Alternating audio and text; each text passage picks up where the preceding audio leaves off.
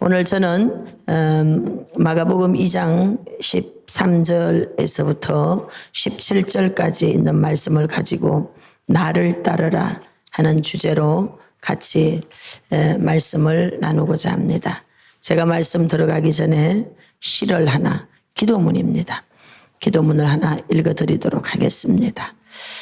오 사랑의 주님, 존경받으려는 욕망으로부터, 사랑받으려는 욕망으로부터, 칭찬받으려는 욕망으로부터, 명예로워지려는 욕망으로부터, 찬양받으려는 욕망으로부터, 선택받으려는 욕망으로부터, 인정받으려는 욕망으로부터, 인기를 끌려는 욕망으로부터, 모멸받는 두려움으로부터, 경멸받는 두려움으로부터, 질책당하는 두려움으로부터, 비난당하는 두려움으로부터, 잊혀지는 두려움으로부터, 오류를 범하는 두려움으로부터, 우스꽝스러워지는 두려움으로부터, 의심받는 두려움으로부터 자유하게 하소서. 아멘. 마더 테레사 수녀님의 기도문입니다. 혹자는 그분의 신앙에 대한 이런저런 이야기가 있지만 어쨌든 그분이 쓴 기도문에 대해서는 굉장한 울림을 저에게 주었습니다. 제가 양평에 들어갔을 때는 사명의 길 위에서 길을 잃은 자가 되었습니다. 나름대로 목회를 열심히 하였고 또 다른 제2의 사명을 감당하겠다고 들어갔던 양평은 저에게 있어서는 상당히 깊은 연단으로 들어가는 그런 장소였어요. 그리고 정체성을 잃어버렸고 또 자존감이 낮아지고 대인 기피에 불안장애가 심화돼서 공황장애까지 가게 되는 정신적인 대혼란과 정신적인 대충격 속에서 고통을 받는 그런 장소였습니다. 근데 그때 제 마음에 새롭게 정립을 할 수 있도록 도와줬던 기도문이 바로 이 기도문이었습니다. 이곳에서 글을 읽어나가는 동안에 제 마음에서 많은 부분들이 발견되어지는 거예요. 아, 내가 존경받으려고 하는 것도 욕심이었구나. 그리고 칭찬받으려고 하는 것도 욕심이었구나. 명예로워지려고 하는 것도 욕심이었구나. 인정받으려고 하는 것도 욕심이었구나.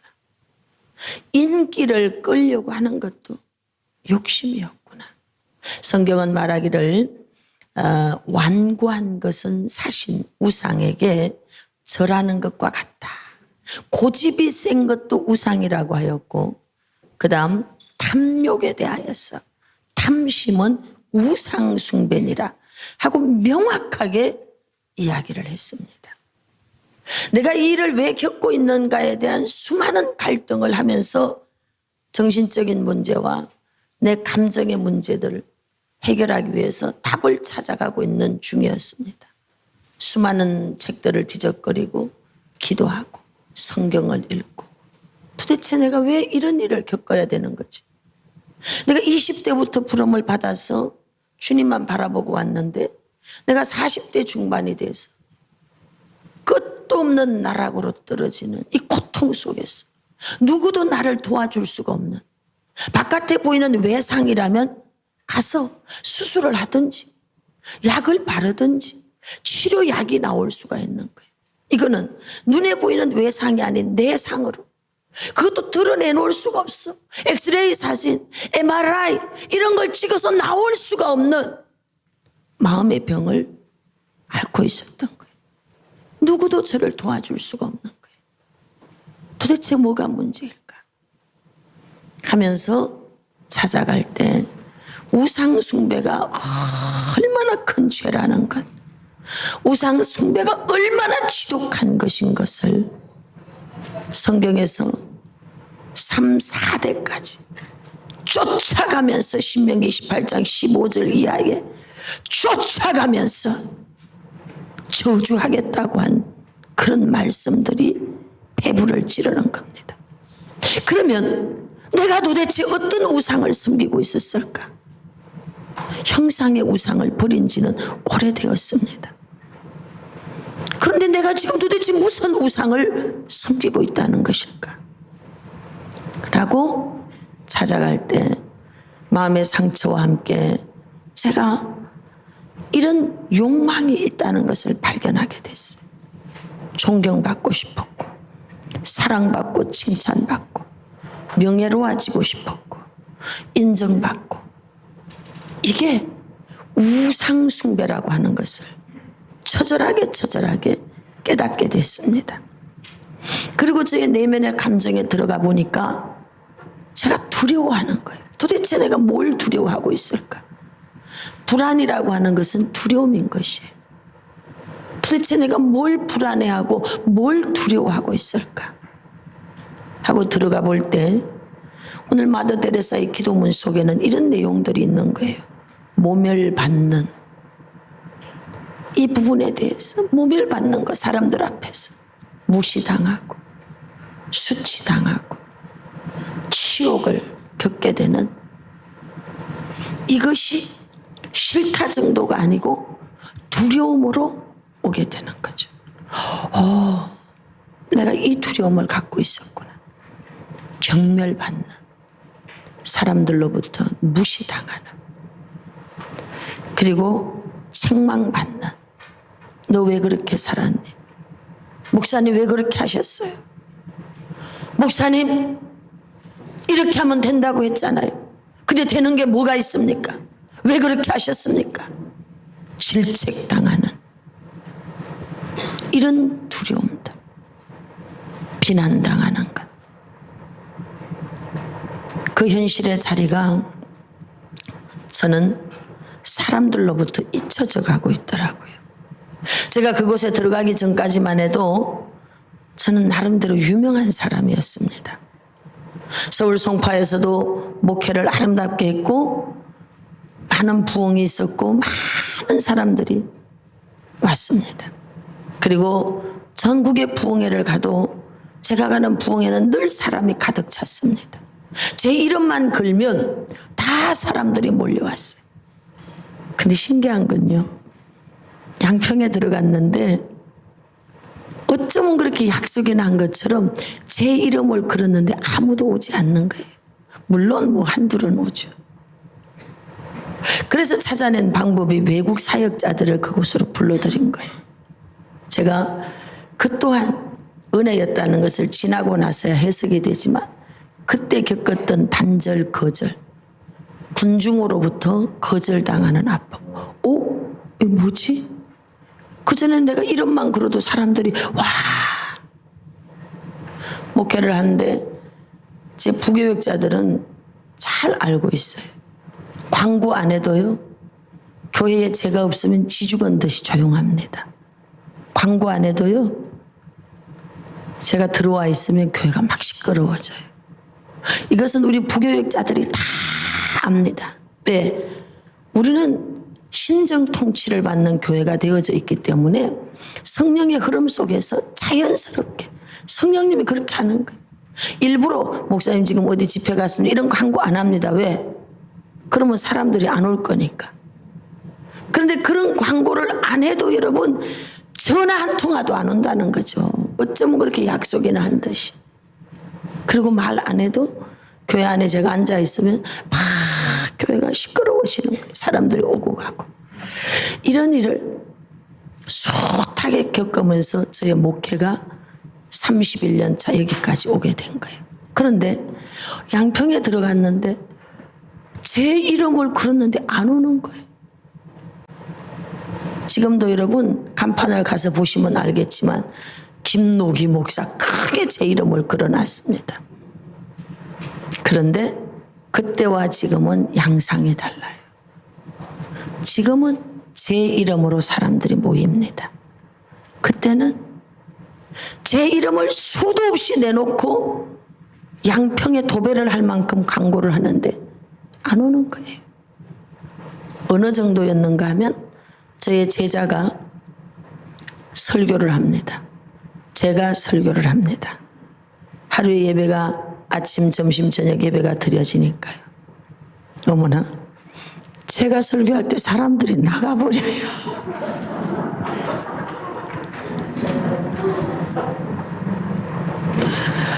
그리고 밖에 앉아 있다가 제 제자 황 목사가 설교할 때 사람들이 와가지고 아멘, 아멘. 이러는 모습을 제가 보는 거예요. 그리고 옆에 있던 집사가 그런 그들의 모습을 보면서 하도 어이가 없으니까 저 목사님은 우리 원장님 제자야 이렇게 얘기를 가르쳐 주는데도 쌩 까버리고 무시하는 거예요. 황 목사가 좋다는 거지. 그리고 저를 무시하는 거예요. 어느 정도인가 하면은 저를 옆에서 늘 수발 들어주는 분들이 계시니까 저는 개인 기도를 이렇게 해주고 나면 항상 늦어요. 그럼 성도들이 이렇게 나오면 밥을 그들이 먼저 식사를 점심시간에 먹고 제가 나중에 나오니까 제 식판에다가 제 걸 차려서 이렇게 갖다 준단 말이죠. 당연한 거 아닙니까? 안 당연한 건가요? 표정이 시원찮은데 여기도 다시 한번 제가 검사 좀 해봐야 되겠어. 데모가 일어났어요. 어떤 데모가 일어났는가 하면 여성교 회장이라는 사람이 나한테 와서 목사님 그거 보기에 안 좋습니다. 목사님이 직접 떠서 먹으라 그러더라고. 그걸 갖다 바쳐주는 게 목사님이 마치 무슨 왕이 된 것처럼 보여지기 때문에 보기 안 좋다고 직접 건의가 들어왔어요. 그래서 제가 그래? 그럼 제가 웃으면서 자 그러면 어떻게 할까? 이 교회의 어른은 누구인가? 그럼 나는 다 기도를 해주고 나와야 되니까 그때까지 아무도 밥 먹지 마. 제가 그랬죠. 네, 그런 정도는 가볍게 처리할 수 있습니다. 그런데 그런 얘기를 들었을 때 충격을 제가 받는 거예요. 그 자리에서는 물론 제가 다 설명을 딱 해서 정리를 해갈 수 있지만 이건 뭔 일이지? 왜 제 목회에 한 번도 그런 일을 겪어본 적이 없는 거예요. 모든 사람이 돌아앉는 이걸 한 번도 경험한 적이 없었던 거예요. 물론 여기에서 떠날 때 뭐 그런 일은 있었지만 목회 현장에서 그런 일을 겪은 적은 없었던 거예요. 그런데 그곳에 가니까 그런 일이 일어나는 거예요. 오늘 이 기도문에 이런 얘기가 나오는 거예요. 우스꽝스러워지는 두려움으로부터. 이 기도문 하나하나가 절절히 그런 일들을 겪고 있는 저에게 폐부를 찌르면서 다가오는 거예요. 나의 내면에 이런 두려움을 갖고 있었구나. 뭐 의심을 받는다든지 뭐 오류를 범하는 뭐 이런 것도 있지만 어쩌면 이렇게 내 마음에 꼭 맞는 기도문을 올렸을까? 아마도 그도 이런 일을 겪었나 보다. 이렇게 이제 공감대가 형성이 되어지는 거죠. 그리고 시간들이 흘러갔습니다. 저는 계속 묵상을 하는 거예요. 내가 왜 이런 두려움을 가지고 내가 왜 이런 현실 앞에 서 있게 됐지? 그런 어느 날 오늘 레위를 하나님이 불러내는 장면을 묵상하게 됐습니다. 여러분 레위는 누군가 하면 마태복음에서는 마태라고 이름을 이제 소개하게 됩니다. 마태는 어떤 이름의 뜻을 가지고 있는가 하면 하나님의 선물이다 이런 뜻을 가지고 있어요. 그리고 레위는 거룩한 자라고 하는 뜻을 가지고 있습니다. 그런데 여러분 이 레위가 어떤 일을 하고 있는지 잘 알고 있지 않습니까? 그는 로마가 그 유대를 다스리고 있을 때 이제 유대인들은 거기에 이제 종이죠. 노예로 끌려가 있으니까 그렇게 압제를 당하고 있는 거예요. 또 로마에서 그 나라를 유태인 나라를 다스리고 있고 뭐 이런 어려움 속에 또 있습니다. 그런데 그가 앉아있는 자리가 어디라고 성경은 기록을 하고 있는가 하면 예수께서 다시 바닷가에서 나가심에 큰 무리가 나왔거늘 13절 예수께서 그들을 가르치시니라 14절 또 지나가시다가 마가복음의 특징은 동사를 많이 사용하고 있고요. 그 다음에 부사 속에 속도를 말하는 곧, 즉시 이런 단어들을 많이 사용한다 그랬어요. 그러니까 지금 또 주님은 지나가고 있어요. 이 지나간다라고 굳이 이 단어를 사용한 이유가 뭘까? 왜 마가는 굳이 지나가시다라고 하는 단어를 사용하셨을까? 모든 마가복음의 특징이 전체 16장까지 이렇게 계속 같은 단어들을 사용합니다. 그것은 의도적인 게 있는 거예요. 마가는 우리에게 뭔가를 가르쳐주고 싶고 말해주고 싶었던 거예요. 마가를 통해서 하나님 우리에게 말씀하고 있는 거죠. 그게 뭔가 하면 모든 것은 순간이라는 겁니다. 여러분 기회는요 찰나적인 것입니다. 그것은 시간으로 말하기에는 초 단위보다도 더 작은 숫자라고 볼 수 있는 거예요. 이런 순간 속에 이것이 기적으로 연결될 수도 있고 이것이 여러분 완전히 비극으로 연결될 수도 있는 거예요.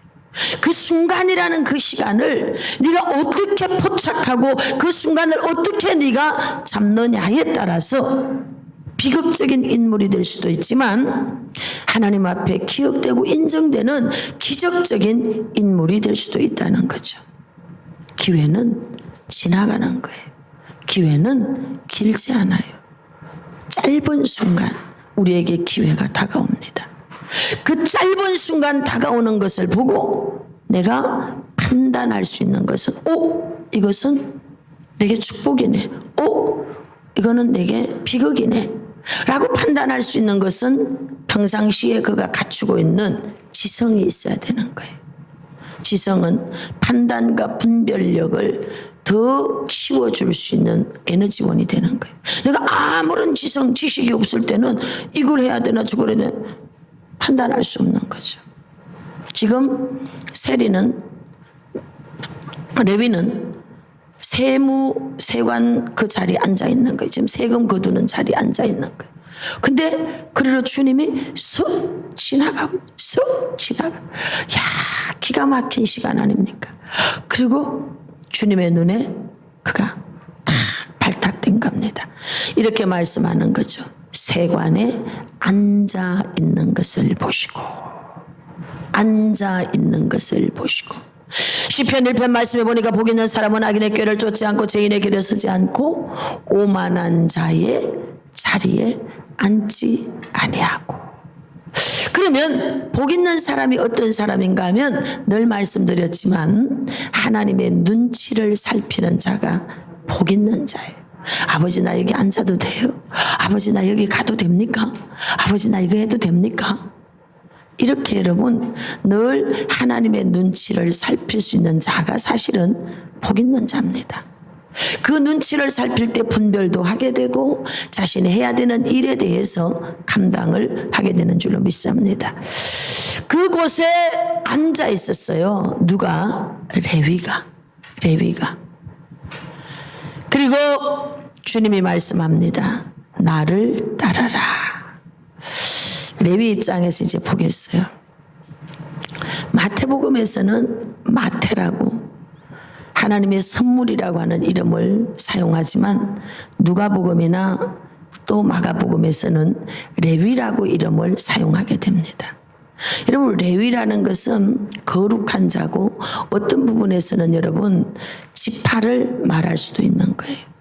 하나님에게 구별된 자라는 것을 말할 수도 있습니다. 그런데 오늘 이 레위가 앉아있는 자리는 세금을 거두는 그런 자리입니다. 당시 로마는요 인두세를 거두게 합니다. 그리고 자율 세금을 징수하게 됩니다. 아기부터 머리 숫자대로 세금을 매기는데 자기 마음대로야. 로마라고 하는 나라에 금액을 정해줘. 자, 네가 세금을 거두긴 거두는데 네 마음대로 거둬.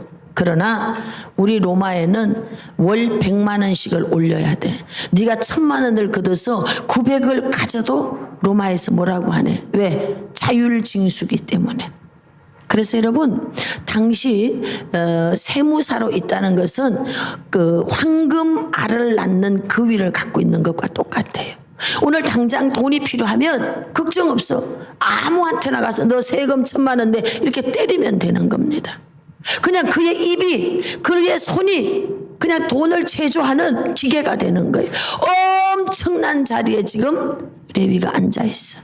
막강한 권력. 이 자리까지 올라가려 그러면 아람어에, 헬라어에, 로마어에, 히브리어에 여러분 상당한 지식이 있어야 됩니다. 세무사 시험도 봐야 되고.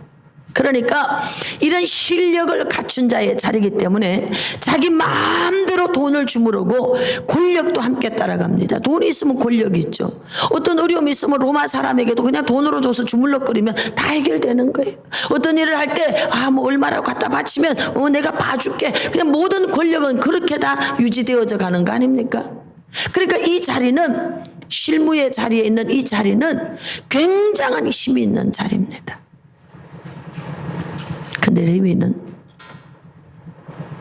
내가 앉아 있어야 되는 자리가 아니라는 것을 어쩌면 자각하고 있었는지도 모르는 거예요. 괴로운 거죠. 자신이 앉아 있어야 되는 자리는 어딘가 하면 예배 드리는 자리에 있어야 되는 거예요. 왜? 그는 제사장이니까. 하나님 앞에 레위 지파로 구별된 너는 내 것이라고 칭함을 받고 하나님에게 소유된 백성으로 구별되어진 지파가 레위 지파예요. 그리고 말씀하시기를 레위 지파에게는 땅의 기업을 주지 않는다. 내가 너의 기업이다. 이렇게 약속해 줬습니다. 그런데 그 레위가 지금 뭐 하고 있느냐?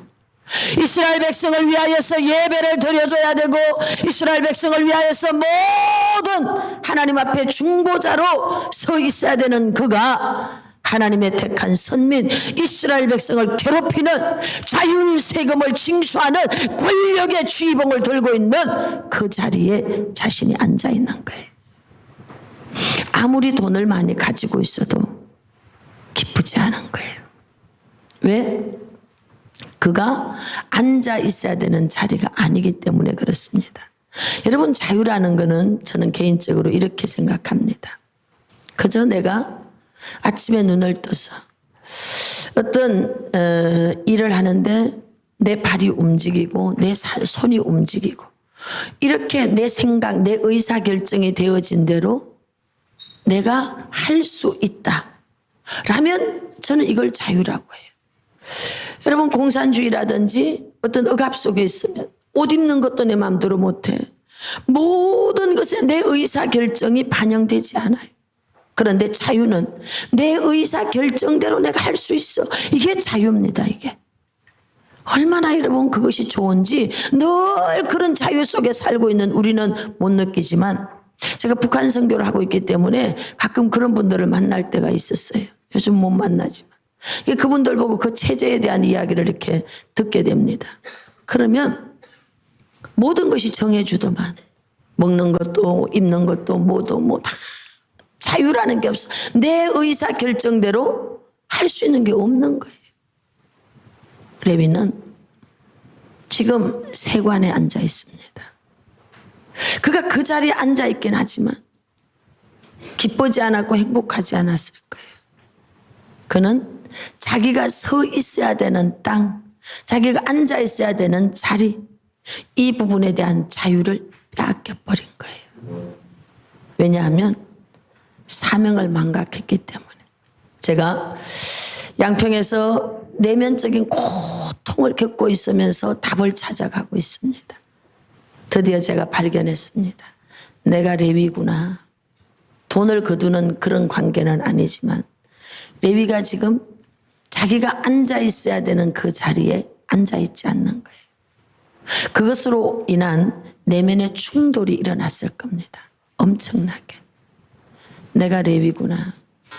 내가 앉아 있어야 되는 자리는 하나님께서 교회를 하라고 했는데 그 목회하는 그 자리에 있어야 되는데 내가 똑같이 주의 일이라고 하였지만 그 목회라는 걸 버리고 전혀 다른 쪽의 방향을 잡아서 가고 있으니까 현장에서 제가 무시당하고 현장에서 잊혀진 바 되어지고 계속적인 감정적 충돌이 일어나서 결국은 공황장애까지 가는 그런 일을 겪게 된 거예요. 그리고 드디어 저는 이제 사명의 길 위에서 길을 잃어버렸다는 것을 자각하고 궤도 수정을 해야 됩니다. 하나님 이제 그러면 제가 어떻게 해야 됩니까? 하나님이 기뻐하는 그 길 위에 다시 서기를 원합니다. 라고 할 때 엄청난 정말 무거운 짐보다 더 무거운 그런 일을 저에게 맡기셨어요. 그게 뭔가 하면 다시 인천으로 들어가라. 아니 그냥 조그만하게 그래 네 깨달았구나. 그러면은 내가 인천 성전 팔아줄 테니까 양평에다 교회 한 개 세우라. 너무 쉬워요. 그냥 하면 되는 거예요. 마치 모세가 이스라엘 백성이 범죄해서 돌판을 깨뜨립니다. 깨뜨리고 난 다음에 다시 올라갈 때 첫 번째 돌판은 여러분 하나님이 다 준비해 주셨어. 돌판도 준비하고 다 하나님 준비해 주셨어요. 두 번째 다시 시내산에 올라가서 말씀을 받고 내려와야 될 때는 돌을 본인이 다 깎아서 만들어서 그 돌판을 들고 산을 올라가야 되는 일이 그에게 남아 있었던 거예요. 첫사랑의 은혜를 받았을 때 조건 없이 하나님은 저와 여러분들에게 은혜를 부어줍니다. 그리고 이렇게 말씀합니다. 네가 앉아 있어야 될 자리가 어디인지 찾아야 된다. 네가 서 있어야 될 자리가 어딘지 너는 깨달아야 된다. 네가 쫓아가야 되는 자리가 어디인지를 너는 찾아야 된다. 그렇지 않을 때 우리는 우리 스스로 다시 깎아야 되는 아픔, 그것을 들고 가야 되는 고통, 이런 시간들이 우리에게 주어지더라는 거죠. 주님께서 내면의 고통 속에 있는 레위라고 부르는 마태를 본 겁니다. 다른 말 하나도 하지 않습니다. 너 마음이 힘들지? 네 직분 감당 안 하고 있구나. 너 왜 이렇게 하고 있니? 너 지금 괜찮니? 이런 거 묻지 않아요. 간단하게 문제를 해결해 줍니다. Follow me. 나를 따르라. 나를 따르라. 나를 따르라. 나를 따르라. 오늘 저와 여러분들이 주님을 따라갈 때 모든 것은 저절로 질서가 잡혀지는 줄 믿습니다. 우리가 중심이 어디에 있느냐에 따라서 나머지가 대열이 이루어지는 거예요. 근데 중심이 주님이 아니고 다른 데 있으니까 대열이 전부 다 방향이 다 바뀌어지는 거예요. 인생의 각도가 다르고 방향이 다르고 추구하는 게 가치관이 다르기 때문에 결국은 우리 인생 속에는 징계와 어려움, 채찍 이런 게 올 수밖에 없는 거예요. 왜? 지금 네가 가야 되는 곳이 이곳이 아니야. 이쪽이야. 그러니 이 대열의 방향을 옮겨야 되니까 쉽게 되겠느냐 이 말이에요. 주님은 간단하게 마태라고 하는 레위의 인생의 길을 잡아주는 거예요. 어느 날 모세가 광야에서 양을 치고 있는데 저기 호렙산에 가시떨게 불이 났는데 이 불이 말이야 다른 나무에 번지지도 않고 그 나무에만 불이 붙어서 계속 불이 파르락 타오르고 있어. 여러분 불이 그렇게 되지는 않잖아요. 그죠? 불은 바로 바람이 불면 불꽃이 돼서 막 나무에 번져야 되는 거예요. 이게 불의 특성이에요. 근데 그 불은 번지지도 않고 나무에만 타오르고 있으니까 멀리서 늘 저 산에서 신이 나타난다는데 하고 바라보던 모세에게는 뭔가 하나님이 지금 날 부르고 있구나. 막 뛰어서 올라가 산에 만나죠. 그 하나님께서 이렇게 말씀하는 거예요. 너 애굽으로 돌아가라. 그때 모세가 뭐라고 얘기하는가 하면 네라고 말하지 않습니다. 내가 누구간데. 정체성의 문제를 내놓는 겁니다. 인생의 길이 바로 놓여지길 원합니까? 나의 정체성이 누구로부터 출발되는지를 발견할 수 있기를 축복합니다. 요한복음 1장 12절에서 영접하는 자, 곧 그 이름을 믿는 자들을 정체성을 바꿔주는 거예요. 우린 과거에 바알세붑의 자식이었어. 우린 누구로부터 출발됐는지 모르고 내 뜻대로 내 마음대로 내 인생의 길을 내가 정해서 내 멋대로 살았어. 그래서 이사야 53장 말씀에 보니까 양들에 대해서 뭐라고 하느냐, 각기 제 갈 길로, 이걸 원어에 찾아보면 이렇게 돼 있어요. 지멋대로 살았더라. 사사기 결론이 이렇게 나옵니다. 때에 왕이 없으므로 각기 제 소견에 옳은 대로 행하였더라. 350년 동안 죄짓고 고통당하고 부러짓고 구원자가 오고 평안하고 죄짓고 또 고통이 오면 부러짓고 그러면 구원자가 오고 다시 평안하고, 이 악순환이 무려 350년 동안 반복된 이유가 뭐냐? 정체성이 없었던 거예요. 당신의 주군이 누구냐 이 말이에요. 당신이 따르는 자가 누구냐 이 말이에요. 당신은 누구를 향하여서 정렬되어져 있느냐 이 말이에요. 당신은 누구를 바라보느냐? 우리가 추구하고 바라보는 것에 따라 모든 위치가 정렬되는 줄로 믿습니다. 그런데 우린 그렇게 못 살았던 거죠. 각기 제 소견에 옳은 대로, 내 뜻대로 내 마음대로, 내 마음 가는 대로. 아닙니다 여러분. 성령님이 이끌어 가는 대로 가야 돼. 요즘 마음 수련 뭐 어쩌고 저쩌고 그 주제를 들어가 보면 이거야. 마음 가는 대로 살아라. 아닙니다. 마음 가는 대로 사는 거 아니에요. 성령님이 마음의 감동을 주는 대로 가야 되는 겁니다. 할렐루야. 기독교 영성은 비우는 거 아니라고 그랬어요. 채우는 거예요. 예수의 영으로 채워져야 돼. 그래야 진정으로 마음에 평안이 있는 줄로 믿습니다. 그래서 모세에게 이야기합니다. 내가 누구간데? 그럼 내가 누구냐고 물었어요. 그래 너는 누구 이렇게 대답해 줘야 되잖아요. 근데 하나님은 당당하게 이렇게 말씀해요. 모세의 말에 대해서 동문서답을 하는 것처럼 완전히 엉뚱한 대답을 합니다. 나는 여호와다. 여러분, 모세가 물은 것은 내가 누굽니까? 도대체 나는 나의 정체성을 모르겠습니다. 내가 에집시언입니까? 애굽 사람입니까? 나는 도대체 히브리 사람입니까? 나는 누구입니까? 이 질문인 거예요. 여러분, 어떤 갈등하고 있습니까? 내 사명이 뭡니까? 나 지금 사명한다고 이거 하고 있지 않습니까? 이런 거 아니에요? 난 도대체 뭐 해야 됩니까? 나 도대체 어떻게 살아야 됩니까? 어떻게 살아야 끝도 없는 이 어려움 속에서 나는 건짐을 받을 수 있습니까? 이런 질문 아닙니까? 이게 모세의 질문이라니까요. 모세는 내면 속에 울분을 가지고 있는 거예요. 내가 도대체 뭘 잘못했습니까? 태어나자마자 내 신분이 결정돼가지고 죽임을 당하는 위기 속에서 내 의지와 전혀 상관없이 나일강 하수에 버려졌어. 구사일생으로 건진받았어.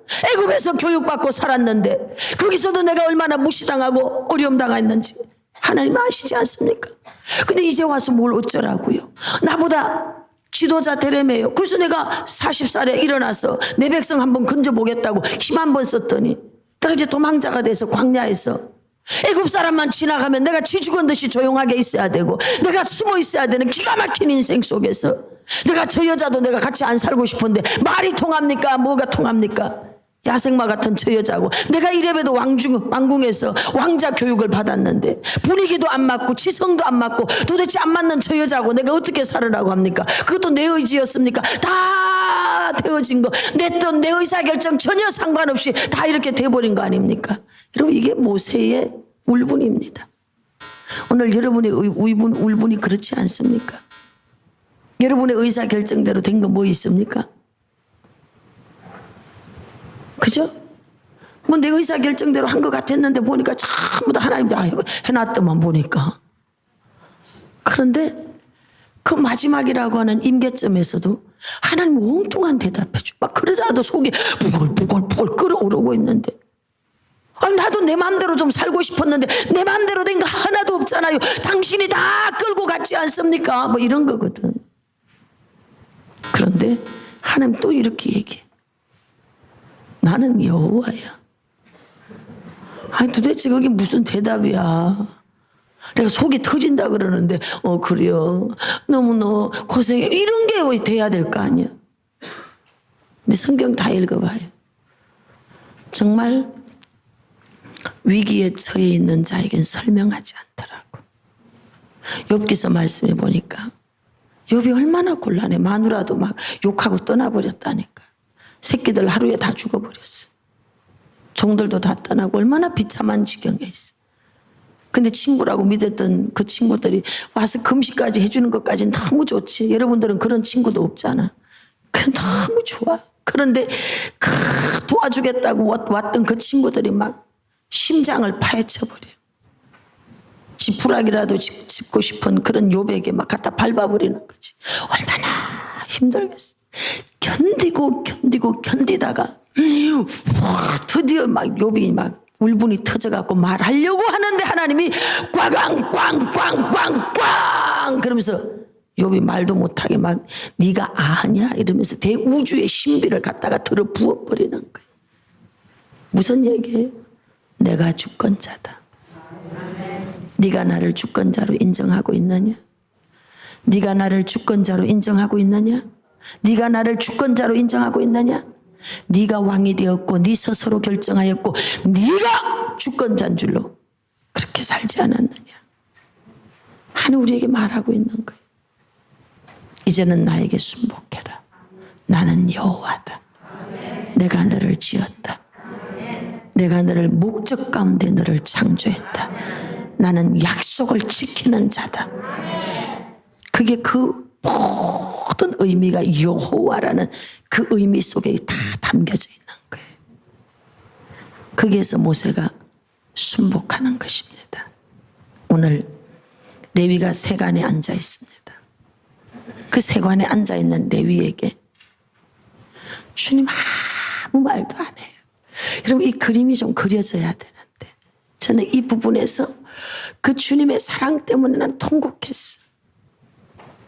베드로가 얼마나 정말 창피하기도 하고 비참하기도 하고 한때는 막 납니다 내가 난데 막 이러고 쫓아다니면서 저분이 왕 되면 내가 뭐 좀 한 자리 얻을래나 막 이러고 막 칼 딱 차고 이러고 다녔는데 그까지 그 계집종한테 모른다고 말한 자기가 얼마나 비참해.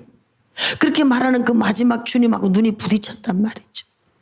평생에 잊을 수가 없어. 주님의 눈이 막 자다가도 벌떡 일어나서 베드로는 여러분 죽을 때까지 닭고기를 안 먹었답니다. 나는 그 심정이 난 이해가 돼. 얼마나 여러분 기가 막혔겠어요. 그래서 혼자 도망가기도 그러니까 원래 여러분 시험 드는 사람들은 물귀신 영이 붙어갖고 떼거지로 끌고 같이 나간다니까. 그래서 아멘 하지마. 그게 뭘 아멘을 하냐. 너는 아주 시험 들기만 해봐라. 아주.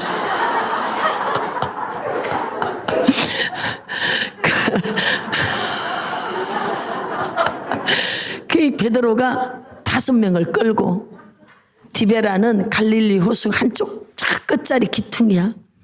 그게 가가지고 고기 잡고 있는 거예요. 내면이 얼마나 말하지 않지만 쓰리고 아픈 거야. 사실 우리가 너무 아픈 기억은요. 같이 겪은 그 공동체 안의 아픔은 말하진 않지만 알고는 있어. 근데 그걸 꺼내지는 않아. 왜? 아프니까. 그걸 꺼내도 지금은 아프니까. 이 상처가 아물어져야 그때 그랬어. 근데 그 상처가 아물어지기까지 여러분 10년도 걸리고 30년도 걸리더라고요. 그 많은 세월 동안 너무 아프기 때문에 이거 못 꺼내. 지금 베드로와 함께한 이 사람들은 다 주님에 대한 그 아픔의 마음을 가지고 있어. 후회감이야. 왜 그랬지? 왜 그랬을까? 이런 마음을 갖고 지금 고기를 잡고 있기는 하지만 이게 뭐 그냥 목구멍이 포도청이니까 밥 먹으려고 그저 연명하기 위해서 하는 거지. 기쁨이 없어. 근데 저쪽에 누가 계시잖아요. 요한이 예수님이다, 주다 이렇게 얘기하는 거예요. 베드로가 벗고 있었던 옷을 얼른 입어. 물에 뛰어드는데 옷을 벗어야지 뭘 옷을 입어. 그렇잖아요. 그런데 베드로는 자신의 주군이 주님이거든. 예의를 갖추는 거야. 사명의 겉옷을 다시 입는 거지. 탁 입고 가서 주님을 만났어. 주님 아무 말도 안 해. 이렇게 물어. 네 날 사랑하니? 너 왜 그랬니? 아무 말도 안 해. 너 나 사랑하니? 너 나 사랑하니? 딱 세 마디. 요 부분이 없으면 베드로에는 사도권이 인정이 안 돼요. 이게 바로 다시 그 베드로를 이 사도로 세우기 위한 복직시키는 자리입니다. 그래서 요한이 요 부분을 부록으로 붙여놓는 거예요. 요 사복음서 요게 없으면은 베드로는 사도권이 인정이 안 돼. 왜? 부인했기 때문에. 여러분 그 성경을 읽으면요, 무언에 오고 가는 그 감정의 교류, 이게 여러분 느껴져야 돼. 세상에 그런 노래 있다만, 눈빛만 보아도 알아요, 뭐 이런 거 있다만, 우리처럼 영성이 안 깊어도요, 눈빛만 보도 알아, 뭐 이런 게 있어. 그때 우리는 막 40년 50년 교회 다녀도 주님의 눈빛을 한 번도 본 적이 없네. 이게 문제야. 40년 50년을 교회 다녔는데 주님의 마음이 감정 교류가 안 되는 거야. 감정 교류가. 이게 문제인 거예요. 오늘 여기에서 주님의 마음이 느껴져야 돼. 레위야, 마태야, 너 하나님의 선물이잖아. 너 거룩한 자잖아. 거룩은 깨끗하다 구별된 뜻을 가졌어. 근데 너 지금 뭐 하고 있니? 그 자리는 네 형제 동포를 압제하는 자리 아니냐? 너 지금 로마의 개가 돼갖고 있지 않냐? 주님이 이 모든 게 지금 다 전달되고 있는 거야. 네가 양심상 괴로워하고 있다는 거 알고 있다. 이게 다 지금 전달이 되는 거예요. 눈빛으로 바라보는 거예요. 여러분 우리가 사람의 눈빛을 보면 사랑이 담겼는지 경멸이 담겼는지 알 수 있어요.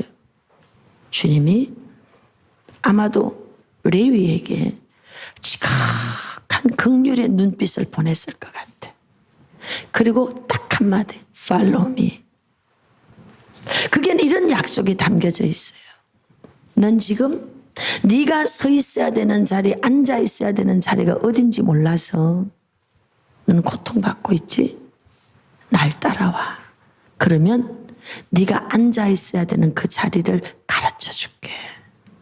네가 서 있어야 되는 그 자리 가르쳐 줄게. 네가 뭘 해야 되는지 가르쳐 줄게. 중심이 바로 되어야 모든 대열이 바로 서게 되는 줄로 믿습니다. 중심이 바로 되지 않기 때문에 대열이 흐트러지는 거예요. 주님이 레위에게 이렇게 말하는 거예요. 내가 너에게 구심점을 잡아줄게. 할렐루야. 여러분, 레위는 다른 말 한마디도 하지 않습니다. 딱 그 적시로 따르니라. 할렐루야. 주님이 우리에게 말씀하고 있습니다. 나를 따르라. 네 삶의 구심점은 나다. 표대는 나다. 나를 중심으로 하여서 너의 인생을 설계하여라. 나를 중심으로, 예수님을 중심으로 하여서 인생의 모든 계획을 세워라. 이렇게 말씀하는 거예요. 그럴 때 우리는 진정한 자유를 얻을 수 있고 이 땅에 태어난 목적을 이루어 드릴 수 있고 내가 뭘 해야 되는지를 알아서 하나님께 기쁨이 되는 그런 자가 되는 줄로 믿습니다. 할렐루야. 끝까지 여러분 구심점이 주님이 되시기를 바랍니다. 다른 곳에 눈 돌리지 말고 주님만 바라보십시오. 오직 표대가 예수이기를 바랍니다. 표대가 예수 그리스도가 되시길 바랍니다. 그럴 때 놀라운 은혜가 임할 줄로 믿습니다. 레위는 그 즉시로 일어난 결단력이 있었습니다. 우리도 주저하지 맙시다. 나를 따르라고 할 때 즉시 즉각적 결단을 하고 주님께 나아갈 수 있기를 축복합니다. 모두 다